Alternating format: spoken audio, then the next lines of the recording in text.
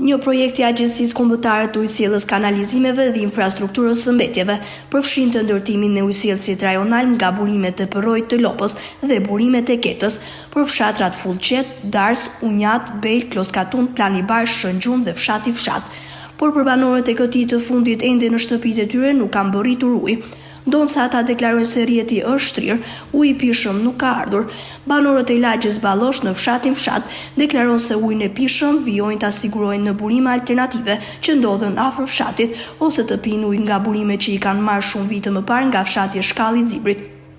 Po s'ka pas ujë pishëm. E kena marrë me zor janë në për mall. Kontrollues s'ka as pak fort kena. Po e kanë përtu, e kanë nërë dhe e kanë do kanalin dhe në binë. Po se kur të vijës djetë, po e kanë do kanalit ato e kanë fut.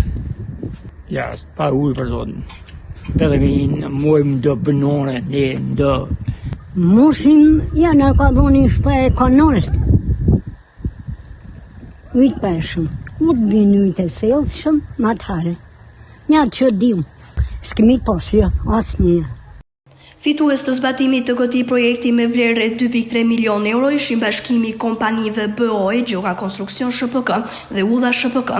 Nisja e punimeve është bërë në mars të vitit 2023 dhe me afate përfundimi 18 muaj, por ndonse po bëhen gati 3 vite, banorët ankohen se nuk kanë ujë të pishëm në shtëpitë e tyre.